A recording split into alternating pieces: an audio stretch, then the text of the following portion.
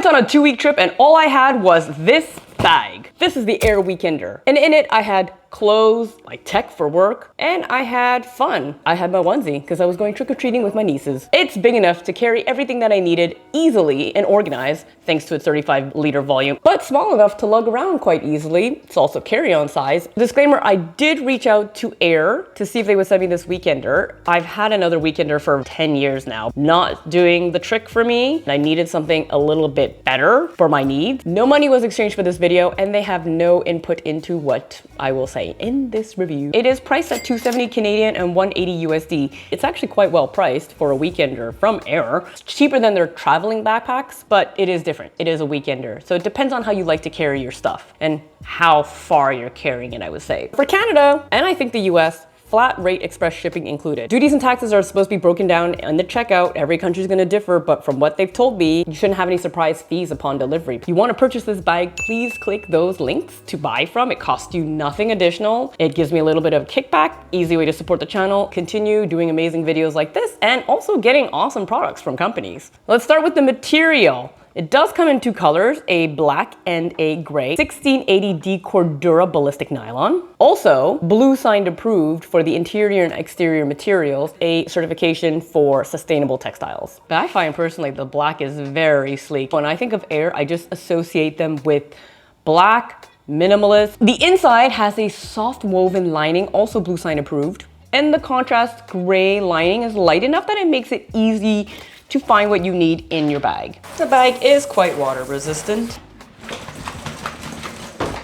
It's a stiff, nice feeling material. It holds its shape. I can easily unpack and repack the bag partially without everything collapsing, without everything becoming a gigantic mess in here and for me to have to dig. I would just pull out a pair of jeans, put it back in after. Like, it was very easy to access anything that I needed without making an absolute mess or having to unpack everything and put them in drawers wherever I'm at and then repack at the end. Like, I could just kind of use this and a chair basically to just keep myself organized and have everything I need. If I put this down on concrete and stuff with time, I'm hoping that the bottom doesn't get too scuffed up and broken and ruined, but this is ballistic nylon. I'm hoping it's resistant against that. It has YKK zippers all around. There are two waterproof YKK zippers on the back where the laptop compartment is and in the front compartment. Pull tabs when necessary to help you grab onto things when you're zipping your bag. A lot of them are quite beefy, thick zippers as well. They didn't skimp out on the hardware. Pretty quiet too. They don't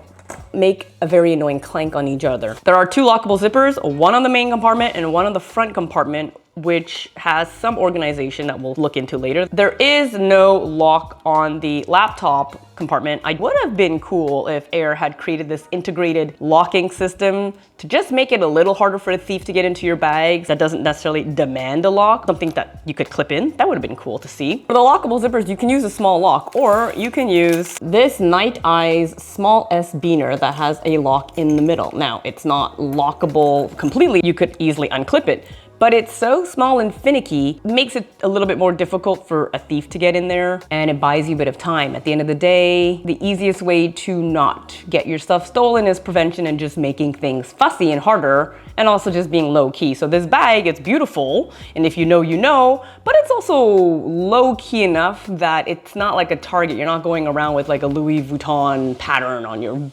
bag. The plastic hardware is Duraflex hardware. Did a bit of research. It ends up that Duraflex, I don't know if it could say this, but it seems to be the YKK of buckles. On my other Weekender bag, this was a weak point, and that was actually metal. So if there is anything for me to report, I will update my description. I would be very surprised if it broke because I feel like AER tested it, and it's a very thick quality plastic as well.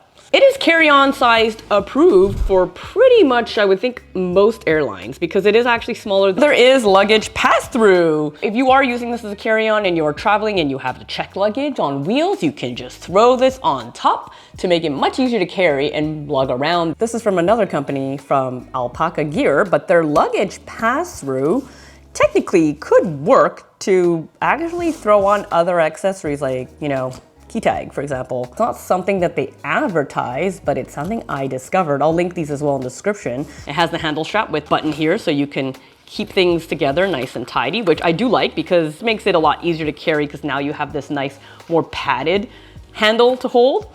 And you also have this padded shoulder strap as well. So you can carry it two ways. Now with the Weekender, for me anyway, personally, it's not something that I'm lugging around really long distances. Short trips, something I can easily pop in and out of the car and I'm not walking very far. They do have backpacks that are more suited for long distance carrying, I would say, but your mileage may vary. It might be that I am a 5'3" human being, so this bag, when it's fully loaded out, like it can throw me off balance, but maybe that's just a me problem. Maybe it's just a small people problem. You know yourself best. Let's get into the fun part, the compartments. Let's start from the front to the back. There's not really a front, but like I said, there sort of is. It's a little bit deceiving because it looks like you can access both sides of the compartment, but you can only access one. AER, follow the AER logo. It has its own volume. It's not a very big volume, but it has its own volume. You know, a notebook, a book. If you're traveling, that would be a good place to put it. Then when we open the front, this I really liked, and I did not realize how much I needed this. I guess you could actually, once you get to your destination, you could just leave it open like this. Kept me so organized in my tech needs. You have different elastic and mesh elastic pockets that you could throw different things in. Hard drives, a keyboard even along here, a mouse, depending on your mouse. If you have an ergonomic mouse like me, throw it in the main compartment. But if you have a magic mouse or something really thin, you could easily put it in here. Phone charger, laptop charger, one of them being zipped. All of it was so easy for me to grab what I needed and walk away and not make a mess. You also have a key ring here with a magnetic carabiner I mentioned earlier. I tend to keep it on here because I like to swap keys out. I have my main key, then I have my car keys, then I have my bike keys that I'll pop in and out depending on my mode of transportation. I favor using a clip because I have so many different bags now and they all have key rings, and I never actually permanently leave any rings on the key rings. I just use the key rings with my clip. I wouldn't pack anything too thick on this, but it also depends on how you're packing the rest of the bag and just how full it will get. Generally, the main compartment is going to be your clothes. It's going to be on the softer side. So you do have a little bit of leeway on what you can pack here. There is that extra volume here, even though you cannot pack anything here, which means that you could pack a little bit more on this side thanks to its own volume. On each side as well, we have water bottle holders. So that's great. You can double pack water.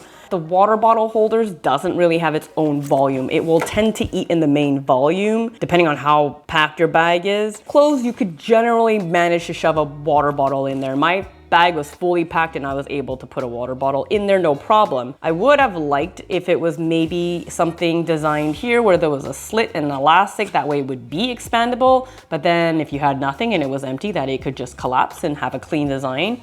I wish that on a lot of bags, and I don't know why it's not really, it's not a common thing. I've definitely seen it before. The elastic would also just allow it to just be a little bit more stuck in there because it's slippery material. If you're not careful, I guess a bottle could fall out, but also don't really ever see a Weekender being put on its side.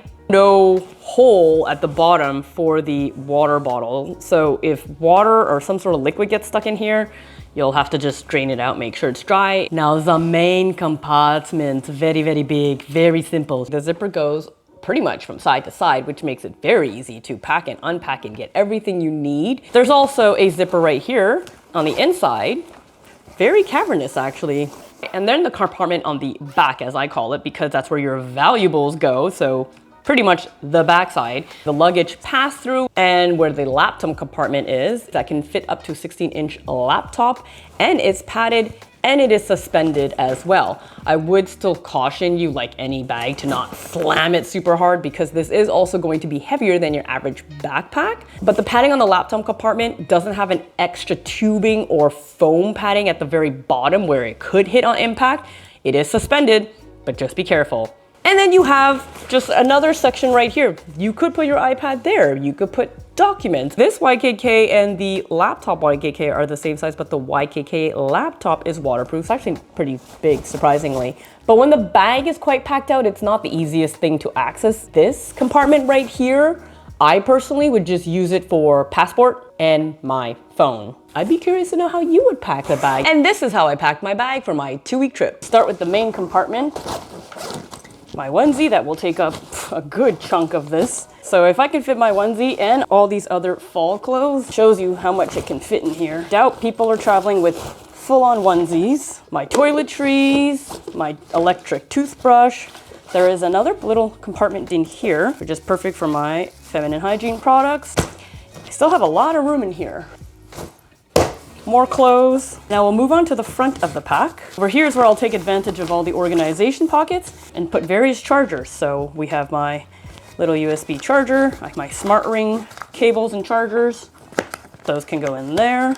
My MacBook charger. Then I have 2 hard drives. I can put my hard drives like that, really messily in there.